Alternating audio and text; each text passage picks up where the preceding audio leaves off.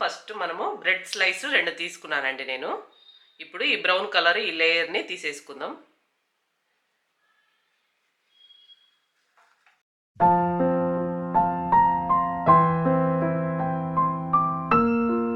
చూడండి ఈ విధంగా బ్రౌన్ కలర్ లేయర్ తీసుకొని బ్రెడ్ స్లైస్ పక్కన పెట్టేసుకోవాలి. తర్వాత మనము ఈ విధంగా ఒక బౌల్ తీసుకొని ఎగ్స్ అండి 2 ఎగ్స్ కావాలి.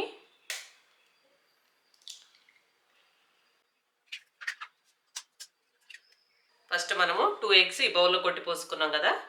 ఇప్పుడు మనం ఇందులో ఎగ్స్ సరిపడా సాల్ట్ యాడ్ చేసుకుందాం. ఒక 1/2 స్పూన్ అంతా సాల్ట్ యాడ్ చేసాం కదా. ఇప్పుడు మనం ఇందులో పెప్పర్ కూడా సేమ్ అంతే వేసుకుందాము.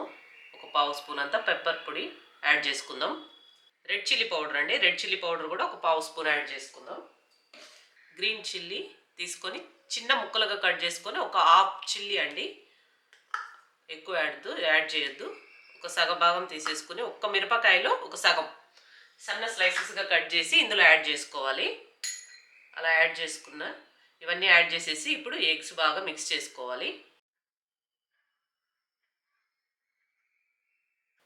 ఇవన్నీ ఎగ్స్లోకి బాగా కలవాలండి. అప్పటి వరకు మంచిగా మిక్స్ చేసుకోవాలి. చూడండి ఇవన్నీ బాగా మిక్స్ చేసేసుకున్నానండి. ఇప్పుడు ఏం చేయాలో నేను ప్రాసెస్ చెప్తాను.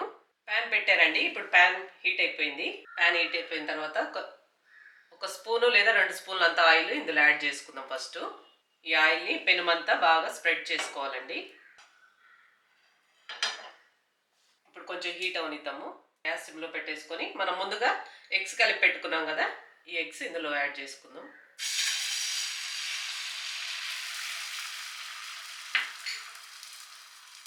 ఇప్పుడు ఇది పెనుమంతా స్ప్రెడ్ చేసుకోవాలండి. పెనం మొత్తం అవ్వాలి, చుట్టూ స్ప్రెడ్ చేసుకోవాలి ఈ విధంగా. తర్వాత మనం ముందుగా బ్రెడ్ స్లైస్ కట్ చేసి పెట్టుకున్నాం కదా, ఇవి ఇలా ముంచి ఇలా పెట్టేసుకోవాలి. అలాగే ఈ స్లైస్ కూడా వెంటనే చేయాలండి, లేకపోతే ఎగ్ డ్రై అయిపోతుంది కదా. మనం ఆల్రెడీ ప్యాన్ మీద పెట్టిన ఎగ్ త్వరగా అది వేడైపోతుంది. వెంటనే చేసేసామంటే 2 సైడ్లు ఎగ్ మిశ్రమం అవుతుంది. ఇప్పుడు ఇది మయోనస్ అండి.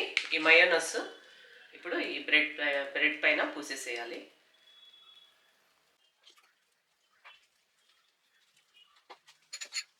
ఇప్పుడు పైన లైట్గా పెప్పర్ యాడ్ చేసుకుందామండి, జస్ట్ లైట్గా.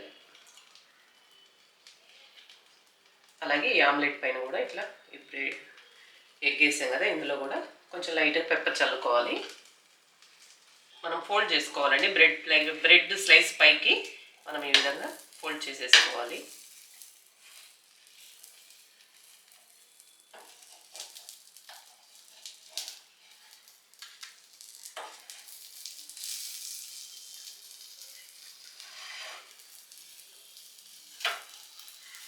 అలాగే ఇటు సైడ్ కూడా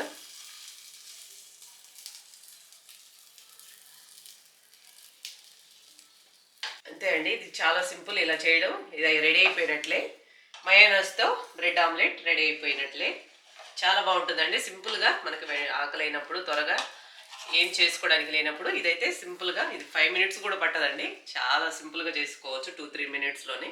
ఇది ఒక ప్లేట్లోకి పెట్టేసి చూపిస్తానండి మళ్ళీ. అంతే అండి. ఇది మనకు నచ్చిన విధంగా కట్ చేసుకొని తినడమే, లేకపోతే అలా అయినా తినొచ్చు. నేను మీకు లోపల చూపించడం కోసం కట్ చేస్తున్నాను అండి. చూడండి ఎంత బాగుందో.